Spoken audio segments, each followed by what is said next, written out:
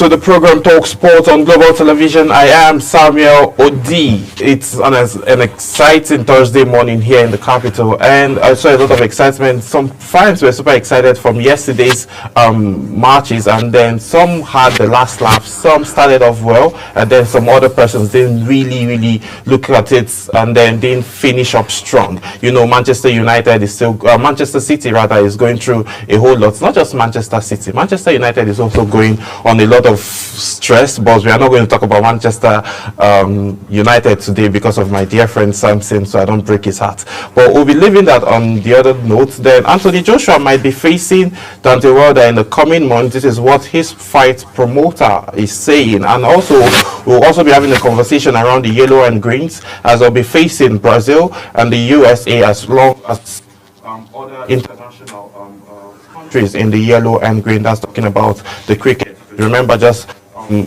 this Monday they emerged world champions. Now they've advanced to the next stage, and then we're hoping to see how superb they would be facing great countries that have big names already in the world of cricket. We'll be having that conversation. We'll be talking about Champions League that we witnessed yesterday, talk about a little bit about transfer windows, and also have conversations on teams that are trying to get other players. But before we get into all of these conversations, I have a guest who is a renowned grassroots coach, also who is superb and has won championship on the grassroots level, who will be joining me as we have all of this conversation. Do you sit back and relax as we talk sports this morning? We'll be right back.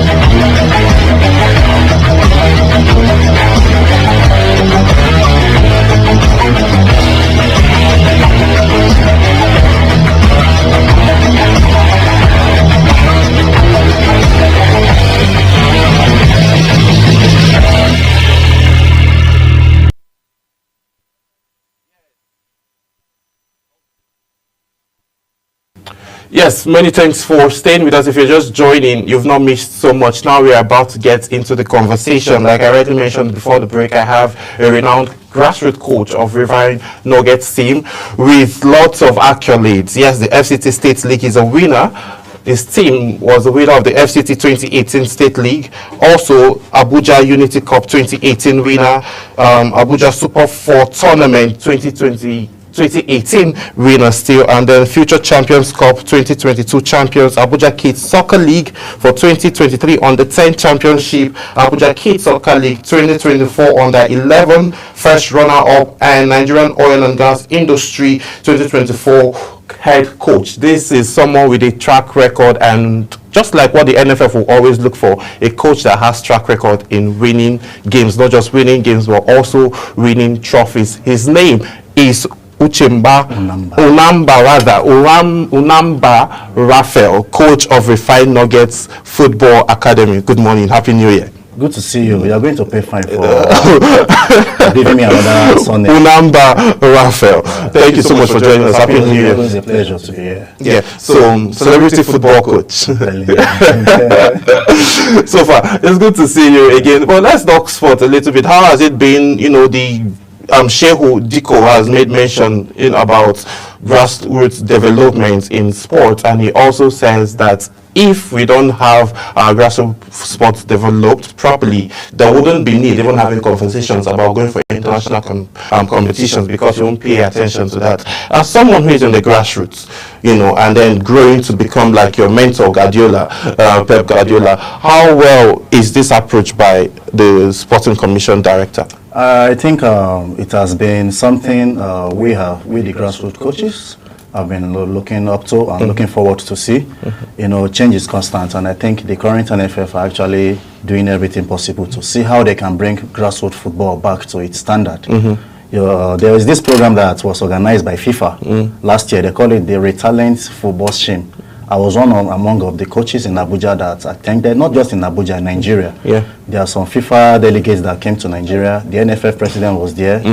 Coach Austin Eguavon was there, and General Secretary of Nigeria Football Federation was there. I was there. Some few coaches in Nigeria were there. So we talked about grassroots, because FIFA down to CAF, they are looking at how they can start developing grassroots football, going to the streets, you know, working with the local coaches and seeing how to discover talent. This is how Femi or Pabumi or Degbami and all these great legends were discovered. So we are going back to the drawing board to see how we can rediscover our rediscover and redefine grassroots football. Well, we'll still talk more about redefining of grassroots football, but before then, let's have a small conversation around boxing. I know you're not a super fan of boxing, but you're a fan of Anthony Joshua because you're a Nigerian. Anthony Joshua currently has no confirmed opponent, and his promoter Eddie Hearn has outlined the condition under which a fight between Anthony Joshua and Deontay Wilder could happen.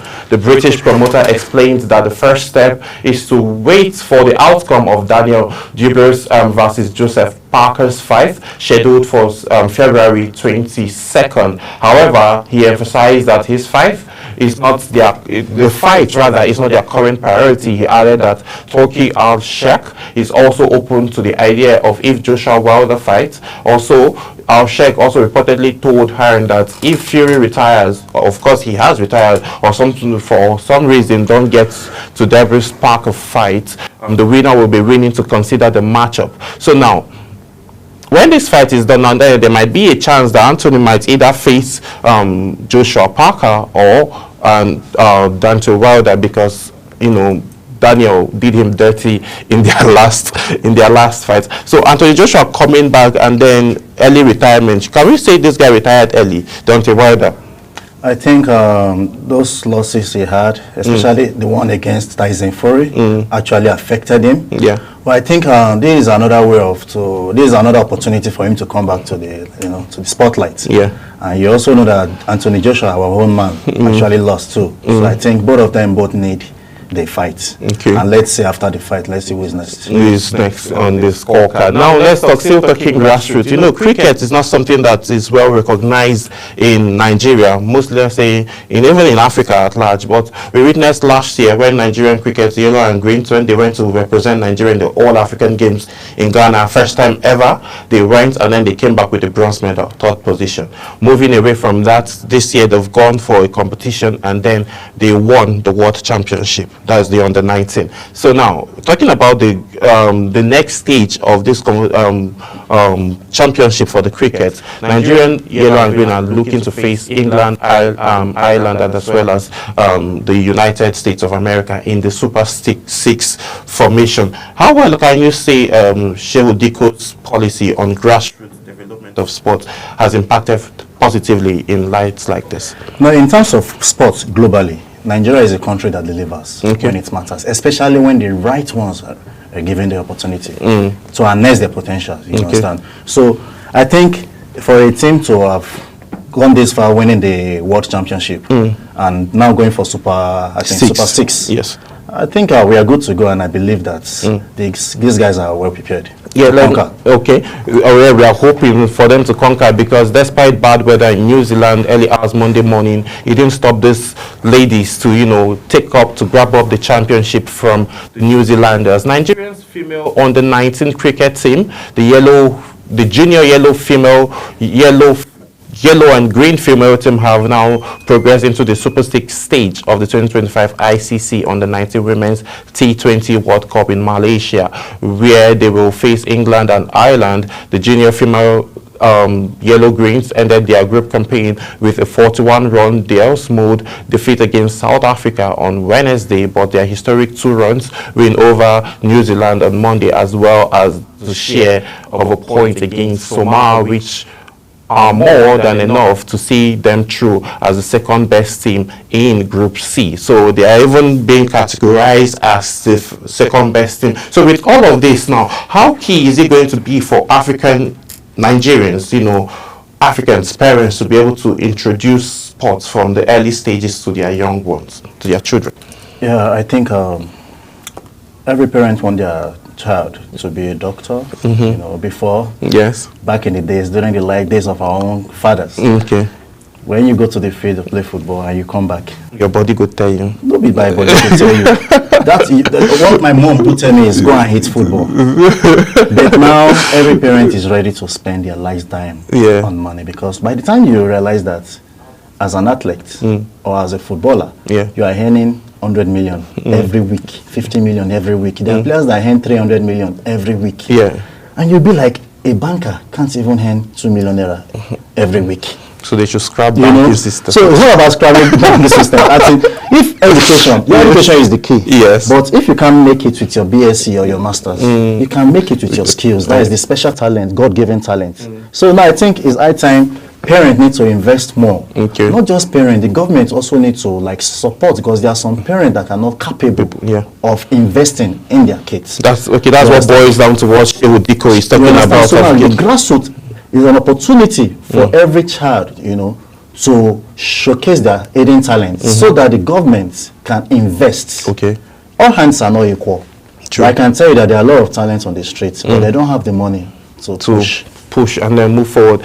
Okay, like you're talking about grassroots and those that actually started from Nigerian football system and also travel abroad to make things happen and also come back to continue their legacy back home. I'm talking about Ahmed Musa now and Dara, who are set to face off in an Ignite Nigerian Professional Football League rivalry. That is when Nigerian football legend Ahmed Musa lines up against fellow 2013 African Cup of Nations winner Brown Idea at the Sani Abacha Stadium later today. It will mark a fascinating moment in one of the Nigerian's oldest football rivalries, as two accomplished international knights in the fierce battle between Kano Pillars and Eyimba. The clash is between these Nigerian football powerhouses who share 13 league titles between them, has produced some of the most memorable matches in Nigerian professional league history. Now the rivalry takes on an added significance with the presence of two veterans who have returned to elevate the domestic football game. Now, I know you are smiling, bro. I know you're smiling. There have been rivalries over the years between Kano Pillars and Eyimba, the Elephants of Aba. So now, how excited are you to see these two, veterans, champion, African Cup of the Nations Cup winners, and these guys have played abroad and they won trophies, now coming back home to play? How excited are you for Nigerian Professional Football League? You know, I was smiling. Why were you smiling? You know, we have tears of joy. Smile is smile of what? I don't know. But what matter is Yes. back in the days, as at 1994, 96, Yeah. my father used to take me to Surulere National Stadium, yeah. to watch league match. Then you see all these shooting stars Stuff. playing with all these big teams. Teams. Julius Vega of Lagos. Back Lagos, then, you yes. see crowd, massive crowd. 10 years ago, you go to the stadium, you ask yourself, What's happening? are you sure this is a professional league team? Because no crowd, the enthusiasm is not there, the excitement is not there. But look at what happened last season. Yeah. Enugu. Look at the Rangers. stadium. Packed up. Filled. This is what we want. Every weekend, Chelsea and other top teams will be playing. You will see a patriotic Nigeria going to watch Premier League, ignoring our own league. Yeah. Most of our league are now aired on the air, and but at the same time, people don't show interest. But do you know my greatest joy? What? The moment Ahmed Musa Came back. came to play for Kano Pillars, I knew more top players Will would be start coming coming back. back, yeah. This is what Brazil does to improve their league. Yeah. The likes of Kaká, Yeah, even when the Ronaldo likes of played. Marcelo. Yes. These guys, these are legendary players. Cristiano that have Ronaldo won played at Champions points, League, yes. World Cup. They still humble themselves. Go back to their grassroots, because you have to remember where you come from. Now, Brown Ideye to Enyimba. Look at the two magnificent goals he scored. Now, it will now encourage more players to come back home. Instead of going to China or Saudi Arabia to retire. Please, if brother go to China or go to Saudi, the truth of the matter is, before retirement, Yes. you have to come back to support the league. We need to bring Nigerian league back to where it used to be. Okay, I want to ask you something. You said come back and support the league before retirement. You know, at some point, let's say I don't know about Ahmed Musa if he has plans to like go and play in Turkey or Saudi Arabia or in the next couple of years, looking at his age now. You know, age is playing a factor. What time do you think, should you come back and play local football or local professional football at your prime time, or it's when you've like, you know, made that name for yourself, you know, overseas, then you can just come back, play a little and then go back again? Yeah, truth of the matter is, it all boils down to individual and what you want. It's all about what you want. It's your choice. But for someone, a legendary player as Ahmed Musa, he has played World Cup. He Yes. scored against Almighty Argentina. Argentina, He yes. has achieved it all. He won the African Cup of Nations. Nations, yeah. He's played top European league, days of CSK Moscow, and etc. Yes. So for him coming back to play in the Nigerian league, I don't think it's any problem. What of Marcelo? He was in the top form. Marcelo can as well go to Saudi Arabia and make good money. But he decided to go back home to play. So it's all about passion, patriotism. And you wanting to understand? give That is back. just the keyword. So these guys don't even need the money because they are made already. Some of them can buy these clubs, but they really want to like, let's see how we can, you know, promote our league. What do you expect from the match today? To me, with the fans, the Yeah. Northern fans, the Northern fans, the pressure alone, there won't be any fight. There won't be any fight. Yes. Yeah, Kano Pillars. there's no fight. I can tell you that the secretary of Kano Pillars is my very good friend. He's my cosmate. Oh. Yeah, we call him Legend. Legend, And he's yeah. also the head coach of Kano Pillars under 15 and under 16. yes. I can tell you that we interact a lot. Kano Pillars, their fans are so passionate when it comes to football. Yes. These guys are going to lock their shops. Even the ones that are selling billions of golds or millions of golds, they are going to lock their shops to go. come and support Nigerian league. These guys love football. After Kano Pillars, I give it to Enyimba and Rangers too. So if other country, if other states Yes. can come out and support Nigerian league, Yeah. believe me, our league will be one of the best in Africa. With the NFF now, you know, last year the prize money was around 150 million. Now it has been increased to 250 million thereabout. Do you think now this is going to add this more of a momentum for foreign players? Because I know we have a foreign player playing currently with the Enugu Rangers, and then other teams as well. I can't really pinpoint his name at this point. But now, do you think with this prize money, the takeaway money now is going to motivate more players, you know, not to just want to always go to Europe, but start up professional football from Nigeria? You know, back then, I believe I like working with facts and record. Yes. They were back in the days. Players earn 50,000 naira, some earn 20,000 naira, some earn 500,000 naira. But now I can tell you that league players earn more than $1 million. Yeah. Likewise, the price tag from 5 million to 10 million to 50 million is increasing. So change is constant. We believe we're still going to get to a state that Premier League, Nigeria Premier League price is going to get 1 billion naira. So it's all about investors coming in to invest in the league. Okay. Yeah. Oh, that's okay. Let's move forward and talk about a little bit about transfers, where Lazio has rejected Brighton's offer for Dele Bashiru. Yeah, the Italian Serie A side Lazio have rejected Brighton's and Hover's Albion approach for Nigerian midfielder Fusayo Dele Bashiru, maintaining their stance that the 23-year-old is not for sale. According to La Lazio, the club were told in clear terms that the midfielder who joined the Bracelet last summer on loan from Turkish side Hotspur is unavailable for transfer both in January and at the end of the season. This development comes just days after Lazio sporting director Angelo Fabiano dismissed interest from Serie A giants Juventus in the former Manchester City Academy graduates. Now, looking at Dele Bashiru, we saw how important he was, a couple of times that he got invited to come play for the Super Eagles. Now, we've seen that Nigerian players, let's talk about these two current hot ones that everybody's coming after, three actually, but it's looking as if Inez might be going to Manchester City if all things are being done and equally settled. Victor Osimhen now, Galatasaray, Arsenal are, gone in for him, but the owners of Galatasaray and then the managers are saying he's not for sale, he's not going anywhere in January and at the end of the season. The same statement for Dele Bashiru. How key are these players for these individual teams? Lazio is a big team. So I think I would advise Dele Bashiru to stick with Lazio. How about Brighton? No, Brighton, they are not really playing tough life football. You look at teams that really have that potential, to play for Champions League or Europa League. Okay. Those are the things, because once you play a top competition, your market value increases. You understand? So now for Osimhen, sorry, Arsenal fans, I can't remember the last time Arsenal actually won. Osimhen is a player that loves winning. Yeah. So Arsenal is a good team. I love Arsenal passionately. I would advise Osimhen to go to maybe Chelsea, a team that loves at least winning a trophy in a season, or in every 2 seasons they must to at least win a trophy. So, but for us now, Osimhen, sorry, please. They can go. But okay, now there's not even the money, to even start with. But do you think Arsenal, Osimhen can, if he just goes there and then maybe some miracle happens and then he gets to find himself in Arsenal, do you think he can fit into Arsenal's play?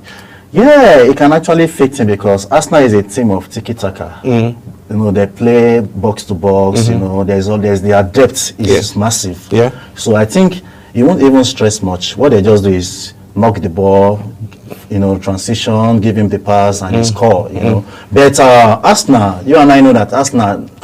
Look at Arsenal 2 seasons ago, last season. But this season, what was happening to Arsenal? This is opportunity for Arsenal to wake up. Have even claim the title and take it away from Man City. Now that Man City are not playing well. But is it looking? It's not even looking like it.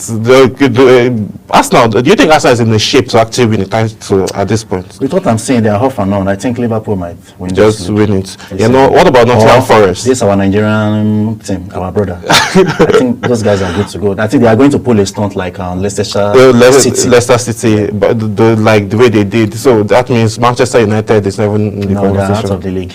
Chai. Sorry for my EU fans. Let's move away from that transfer talks now. Let's talk about the Champions League that was played yesterday. PSG to come from behind and then beat Manchester City in a thrilling 4-2 encounter. Paris Saint-Germain delivered a sensational comeback performance to secure a 4-2 victory over Manchester City in the UEFA Champions League clash on Wednesday night. Yes, so the Pirates overcame the 2-goal deficit in the pleasing second half that showcased their attacking powers. The first half ended goalless despite no non-table moments when Manchester City's Ruben Dias and PSG's Nuno Mendes both received yellow cards in the opening 23 minutes, setting a tense tone for the match. A crucial VAR decision at the 45th minute denied Hakimi a potential goal, keeping the scoreline at 0-0. Heading into the half time, Manchester City struck early in the second half with Jack Grealish finding the back of the net in the 50th minute, and just 3 minutes later, Erling Haaland Eden Hazard doubled their lead, capitalizing on PSG's defense lapses. So they came up top. What is going on with Manchester City and your mentor Pep Guardiola? I think injury crisis affected Manchester City a lot. And I have in mind that my mentor, Pep Guardiola, is going through some family-ish. His wife wants to divorce him, want to take half of this property, you know. A lot of things are just... Why didn't he just behave like Hakimi and said his mom bought him everything? You know, he's not African, so I don't think maybe it takes like And another thing I actually want you to understand is I think football, sometimes you can be the best team in the world, but there are other teams that also deserve that spot. So you can't keep winning everything. Sometimes you lose, sometimes you win. That's why it's called a game of... It's just football. Yes.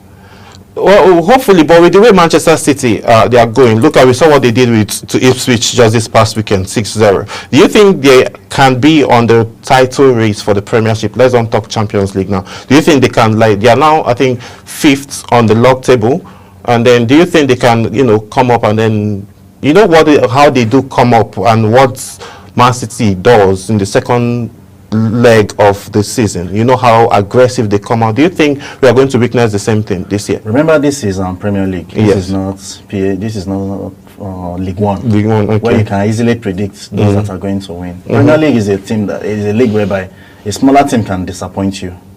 A smaller team can actually, you know, shake you.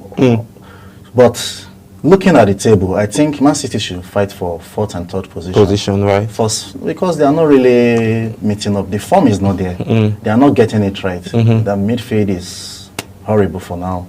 The defense line is horrible. They only have the best attack in the world, but how can your attack win when the midfield are not supplying? And I think that is where Rodrigo comes in. Yeah, and that's where his absence is being felt majorly. So the workload now is just, you know, the midfield is just not so well. You know, De Bruyne is not on 100% yet. You know, we are giving him his slack. So maybe probably when he's on 100%, we might see a change. Or if a miracle happens and Rodrigo gets to come back, then that number 4 position is going to be locked up very tight. And I pray they make it up to number 4 because Premier League is unpredictable. It's really unpredictable. Well, let's talk Arsenal now for a bit. Arsenal yesterday, did you watch the game? They were amazing, 3-0 win. They did well. I followed up on live score. Okay, so well, we're hoping Declan Rice scoring his first goal and, you know, putting them ahead. You know, this Champions League this season is actually very, very dicey, and we've seen teams like Real Madrid even struggle. So at some point Barcelona struggled. But do you think, with everything going on with Real Madrid and Arsenal, no, rather let's talk about Real Madrid, do you think it's time for Ancelotti to, you know, relax a bit? How can you relax when you're with the best team in the world? Like relax in the sense that maybe, you know, just like Jurgen Klopp just did, you know, stepped away from football and then decided to like regroup and then come back again. It's just like you asking a child to stop breastfeeding. He's going to, you know, you'll be affected. These men are passionate. He's still active. Yeah. He's not weak.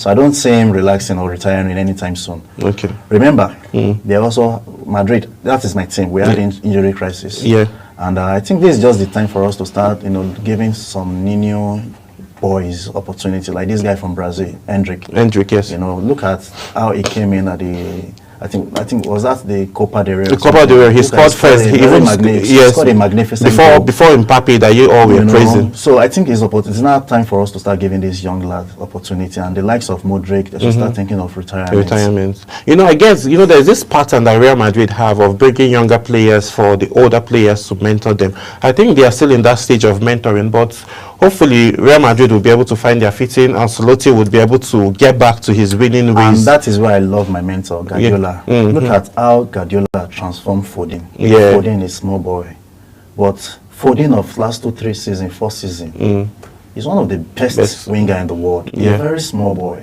you know. Look at his confidence on the ball, because the coach, when the coach believes in you, the age does not really matter. In as much you fit, you listening to coach instruction. Believe me, you can conquer. Look at Messi when he started. Was Messi old? He started as a teen now. He was dealing with teams like Madrid and other top teams in the world. It's not about the age. It's not about older player mentoring you. once you have the confidence to play, look at Lamar. Yeah, Yamal. Yamal. Look at Yes. what that guy does with football. Youngest player in the world, 18-year-old. He has won the European Cup. So it's not about the age. Just give this guy the opportunity. Give them the opportunity. confidence to play, and they'll deliver. Okay, now let's play a quick game. Yamal or Foden? I think I'll pick Yamal. Why? I know. One, Yamal is my African brother. Okay. Despite the fact that he's playing for the Spanish, Spanish team, yeah. and I love his development. I Okay. watched some of his clip, and I just love him. And he's not selfish with the ball. He's a team player. He's another future Messi. And remember, Ronaldo said something at Saudi Arabia last month. I think that was early December. He said Yamal is a player the world should Watch out for. Coming from Cristiano Ronaldo, that's a fact. Yamal is a player, the entire world should watch out for. Now, Arsenal, with the way they play, despite they won, do you think they still have striker challenges? Yeah, I don't really know much about Arsenal for now, Because because I've they not been attacking following up power. with Arsenal. But when you have the likes of Gabriel Jesus, which we all knew that during the days of Aguero, Yeah. he played with Aguero. I think someone like a younger player, a younger striker should just come in, because Gabriel Jesus is injury-prone player. And, Yeah. I think I watched Kai Havertz too. is not a natural. He's He's a first nine. He's a first, He's yes. a first nine and he's a winger as well, Yeah. depending on the coach formation. Yeah. But I think they should go for a young, energetic and tall attacker, a go-getter. That's why they are looking for Victor Osimhen, and now nobody wants to let Victor Osimhen out of their I side. advise Osimhen to stick with Galatasaray after the end of the season, and he can move ahead. Yeah, so we find against Football Academy, how far? There are lots of tournaments that you played last year, and then you emerged as champions at some point. So how has the support been from, the Sporting Commission for grassroots development in The truth sports? of the matter is that anything grassroots, I'm always involved. A lot of people call on me for players. I won't mention him because I'm not here to hype anybody. Yeah, of course you're But I not. can tell you that most of the teams in Nigeria are ready to work with me because they know that I'm good at, developing grassroots, and it's all good. We give thanks to God for everything so far. Okay. All right, Coach Raphael, thank you so much for taking our time to join us on today's edition of Talk Sport. We'll be going on a very quick break. When we return back, we'll be having conversations around what's going on within basketball grassroots still, and the challenges that's going on within, the basketball federation. Thank you so much, Coach Raphael, Always for a joining pleasure, us. always a pleasure. Yeah, so do sit back. We'll be right back after this break.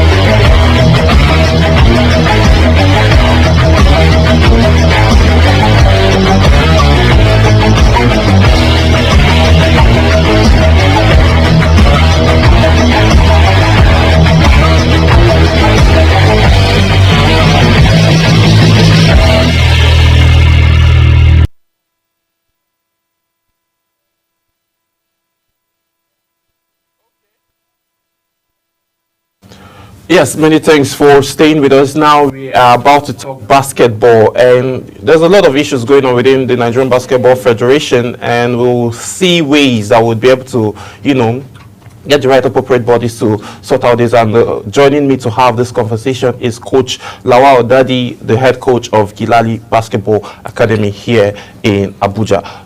Good morning, and thank you for joining. Morning, sir. I would say Happy New Year again too. Yes. So now, it's been amazing. We saw the qualifications for BAO that happened in River State, and there are questions Nigerians are reacting to. How would you have just a week to say you are running a tournament? What's the challenge going on with Nigerian Basketball Federation? For me, I think it's a whole lot of politics in there. I'm not a politician. Okay. I'm just a coach. Okay. So I do my coaching work and leave the politics for politicians. But all I want to say, no matter the politicking that you're doing, they should make it. They should do it well in such a way that the young ones are going to benefit greatly from it. And for me, if Nigeria government is seeing this and keep quiet, for this to happen to the future of the country, they don't mean well for the future. They don't mean well for the young ones. It's a whole lot for the young ones. Yeah, it was a whole league and it was played in 1 week. So it's concerning. Though we saw Rivers Hoopers, clinching the title and then qualifying for BAO. This will be like the third consecutive time that Rivers Hoopers are making it through, to get to BAO and go and represent in Kigali, Rwanda. Though, as at out of last season, they were able to get up to the semi-final stage before they got knocked out from the competition. True. So what can be done differently? Because there was not enough time for these matches to be played, and certainly for the match to come that short, that means there was not enough notice for teams to prepare. Do you think the Federation is not giving proper room for preparation for all of these competitions? First, I won't say that the Federation doesn't know that they're going to have something, as a basketball federation, even me as an academy, if I want to do something, I give you enough notice to people that I want to do things with. I had some friendly, and even for my friendlies that I have, friendly matches, I give like a week, 2 week notice. Some of them, there are flyers. If you check the internet, you see some of them like flyers. There are flyers for it, So come to talk of a federation, that means the head of the federation and the whole body of the federation, they don't even know what they're doing. If that is the case, because I can't see where you say someone is the president of Nigeria Basketball and he has an administration or board that is running the federation with him, and they don't understand what basketball is. It's a whole lot of shame. It's a whole lot of shame, if I may say, because they are supposed to have. In short, even on the flyer, there's no prize money for the Nigeria basketball. Yes, I was going to come to that. Talking about prize money, back in the day, I see as much as 20 million naira being won by teams, champions that emerge, and then second and third also get a reasonable, during the Kwese era. So now, what actually happened to all of this? Because now, just this concluded one that happened just last year before the preparation for BAO, we just saw trophies being handed over to Rivers Hoopers for emerging as champions. So now, no conversation about prize money, and again, we rarely see, competitions happen on the grassroots level. Though we've seen where Shehu Diko, the current commissioner of sports, made mention of the fact that if grassroots sports generally is not developed, there would not be need to have conversations about international competition. Sure. So, what happened to the prize monies?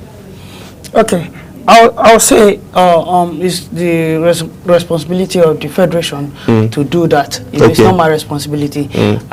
But what do you think is the problem? I heard rumor that the first place was giving $1 million. You know, $1 million change that even my brother is going to just use for like 2 days. You know, for $1 million. I'm so sorry to say. See, I'm sorry to say, even the Baba Jet championship that was held in Kogi State recently is even more better than that of the NBBF league. I'm so sorry to say. But even truth, if you notice, there's a championship that was held in December in Kogi State again. Yes. Dam. Like Dr. Abdullahi Mustafa's championship. Yes. The winner went home with 5 million. Yes. And all teams were compensated. You know, that's a single person doing a whole that for sport. Now come to talk of federation giving $1 million. That should tell you what will they give for subsidy. Do you understand? Yeah. Will they even give anything for subsidy? So the story that goes around that said our national team players are washing their jerseys by themselves, I think that is true. Wow, because that's actually very, very disturbing. Because this is very, very visible to everybody. We can see it. 3 times the champions of Nigeria, which is River Supers, yes. Now, all the 3 times that they've won, this game has been taken to their doorstep. So there's a strategy on that for them to win this. Why? Because the major reason why people are playing the Nigeria Basketball League is not for nothing. It's just to qualify to go to BAL. Let me shock you with one thing you don't understand. In the Nigeria basketball terrain, people want to go to BAL. Why? That's the league teams want to go to BAL. Yes. Why? If you go to BAL, a single player is going to make over $50,000. Okay. So can you compensate that? So you see, that's actually one thing, because a lot of persons now, this is their day-to-day activities, like you rightly mentioned, league players, and their job is to just play basketball and take care of their family, just like we see in the NBA, in the Euro League, and in the G League. This is a career. It's a job. This is a job. This is like a full-time job. So, okay, what can the federation, or what do you think the Sporting Commission can do to be able to have all of this sorted, though we are running out of time? So maybe if you could just, Okay, a whole lot can be done. Before now, we don't have the federation is not even giving basketball any allocation. Okay. Before now, but as at now that the basketball is now run the other way, we have allocation from government. Okay. You know, supporting basketball. So where are all the allocation going to? Okay. That's the first thing. We need to know where those monies are going to, where all the finances that the government, the sports sector, the companies and etc. individuals are putting into this. You know, if you give me the position, like if Tinubu, the president of Nigeria today, give me a position to help bring youths off the street, I know what to do. Okay. We're hoping for that to happen, but before that happens, so from your own end now, as a head coach of Gilali Basketball Academy, so how, from your own quarter, what have you been doing to help develop the sports in Nigeria, that is basketball? Okay. For my own little quarter, I've been doing a whole lot, doing a lot of camp and doing a lot of basketball to help take young ones away from the street. I have both male, female, elite, JUCO, and minis, you know, that I have in my academy. And as you know rightly, maybe other people don't know, I have lots of my kids outside the country that are doing well. You know, I have evidences on my phone, so it's not something that is hidden. You know, so, and I have lots of them. Like right now, I have so many kids that want to come from different states in Nigeria to come and stay with me under my academy. But the only thing I'm suffering from is I don't have accommodation and feeding, because it's a major thing to do if you want to have it. So okay, all right, that's just how much time will permit us to take on today's edition of Talk Sports. Coach Lawal Daddy, thank you so much for taking our time to join us on today's edition of Talk Sport, and we hope that the allocation that goes to the Nigerian Basketball Federation would actually be used for basketball grassroots developments here in Nigeria, as Shehu Diko mentioned, without grassroots basketball, there is no need even having any form of conversation for international games. So that's how much time will permit us to take. I want to say a very big thank you to Coach Raphael, the Refined Nugget Football Academy head coach, and thank you Coach Lawal Dadi, the head coach of Gilali Basketball Academy. Thank you to the entire production team for making today's production seamless. My name is Samuel Odi. I'll see you again as we talk sports some other time. Bye for now.